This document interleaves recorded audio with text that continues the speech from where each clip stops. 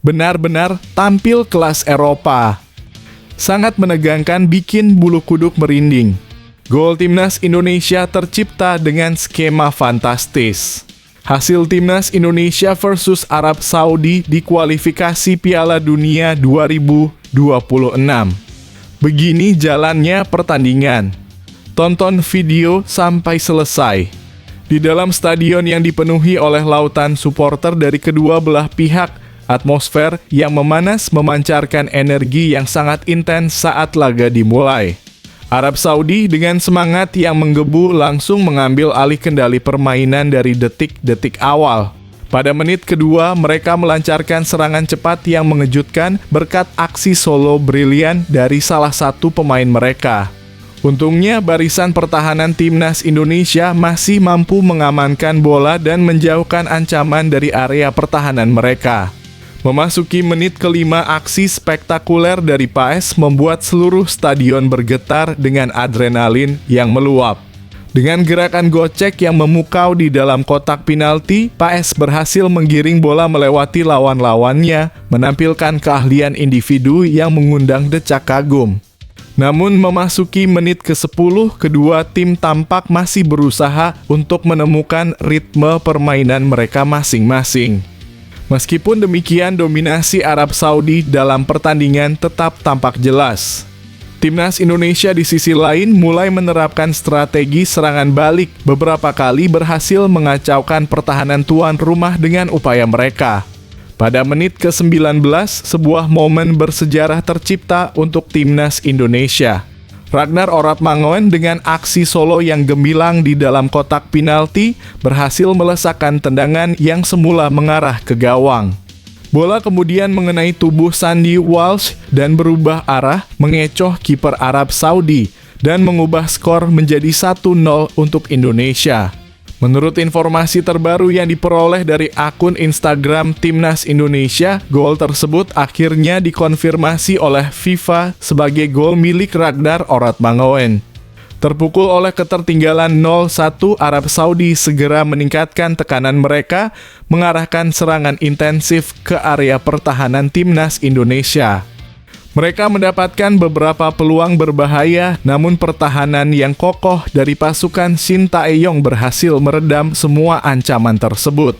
Pada menit ke-35, Rafael Struijk melakukan kerjasama 1-2 yang cemerlang dengan Witan Sulaiman. Sayangnya, sepakan Witan yang dihasilkan masih terlalu lembut sehingga kiper Arab Saudi dengan mudah bisa mengantisipasinya. Menit ke-39, Indonesia kembali memiliki kesempatan emas untuk menggandakan keunggulan mereka. Namun tembakan Tom Haye sayangnya masih dapat diblok oleh barisan pertahanan lawan. Setelah momen tersebut, Arab Saudi melancarkan serangan balik yang berbahaya, tetapi upaya mereka kembali dipatahkan oleh pertahanan Indonesia. Tampak frustrasi oleh ketidakmampuan mereka untuk menembus pertahanan lawan. Arab Saudi akhirnya berhasil mencetak gol penyama kedudukan pada menit ke-45 melalui Musab Al-Juwair, yang membuat kedudukan menjadi 1-1. Menandai akhir babak pertama dengan ketegangan yang terus memuncak.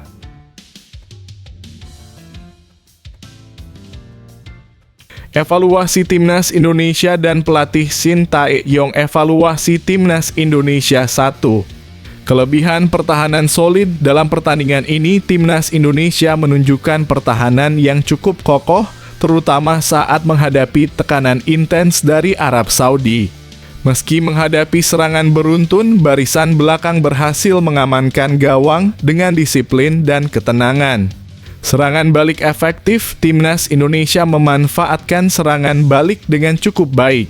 Walaupun mereka tidak selalu berhasil mencetak gol, strategi ini memberikan ancaman nyata bagi pertahanan lawan dan menciptakan peluang berbahaya. Gol yang cerdas, gol pertama Indonesia adalah hasil dari kerjasama tim dan eksekusi yang cerdas. Ragnar Oratmangoen menunjukkan kualitas individu yang tinggi dan meski gol tersebut sempat mengenai Sandy Walsh, keberhasilan tersebut mencerminkan kemampuan individu dalam menciptakan peluang. 2. Kurangnya konsistensi serangan, timnas Indonesia mengalami kesulitan dalam mempertahankan tekanan pada lawan setelah mencetak gol.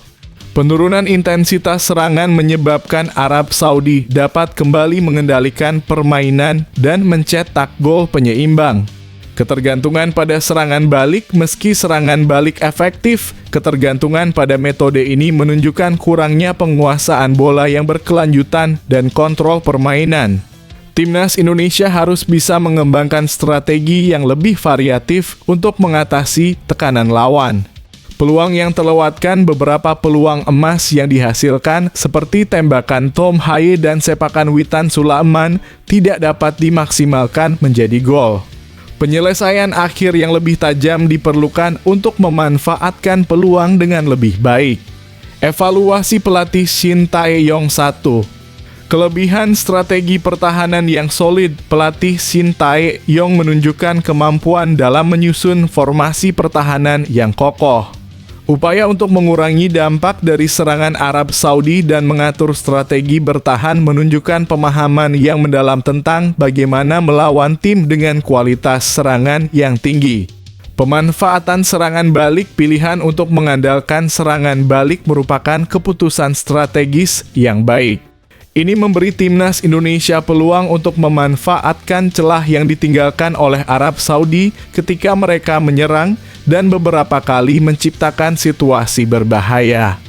Motivasi tim, pelatih terlihat berhasil memotivasi pemain untuk bermain dengan semangat dan determinasi yang tinggi. Timnas Indonesia menunjukkan ketahanan mental dalam menghadapi tekanan dan tidak mudah menyerah. 2. Kekurangan penyesuaian taktis, salah satu kelemahan terlihat dalam penyesuaian taktis selama pertandingan. Setelah mencetak gol dan menghadapi peningkatan intensitas serangan dari lawan, penyesuaian strategi seharusnya lebih efektif untuk menjaga keunggulan. Perubahan strategi yang lebih adaptif dapat membantu tim untuk mempertahankan keunggulan mereka. Pengelolaan energi dan kondisi fisik, manajemen energi dan kondisi fisik pemain juga menjadi area yang perlu diperhatikan. Penurunan intensitas permainan di babak kedua menunjukkan perlunya strategi yang lebih baik untuk menjaga stamina pemain agar tetap optimal sepanjang pertandingan. Variasi dalam serangan, meskipun strategi serangan balik efektif, tim perlu mengembangkan variasi dalam pendekatan serangan mereka. Pengembangan taktik menyerang yang lebih dinamis dan penguasaan bola yang lebih baik bisa membantu tim dalam menghadapi berbagai jenis pertahanan lawan. Kesimpulan, secara keseluruhan, timnas Indonesia dan pelatih Shin Tae-yong menunjukkan kualitas yang baik dalam beberapa aspek permainan. Tetapi ada beberapa area yang perlu diperbaiki untuk meningkatkan performa di masa depan. Penajaman strategi, pengelolaan energi, dan pengembangan variasi dalam serangan merupakan faktor penting yang harus diperhatikan untuk mencapai hasil yang lebih baik dalam pertandingan mendatang. Skor akhir bisa kamu cek di Detik Sport.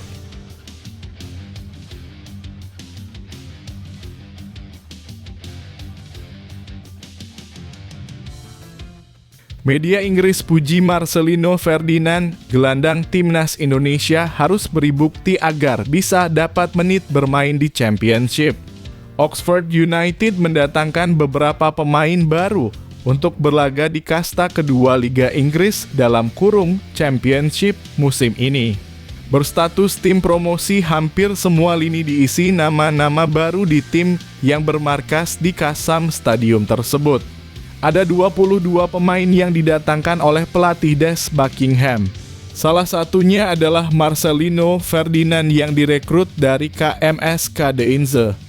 Berbeda dari rekan setimnya, Marcelino masih belum mendapatkan kesempatan untuk debut. Meski sempat berkarir di Belgia, tentunya dia harus berjuang keras untuk mendapatkan menit bermain.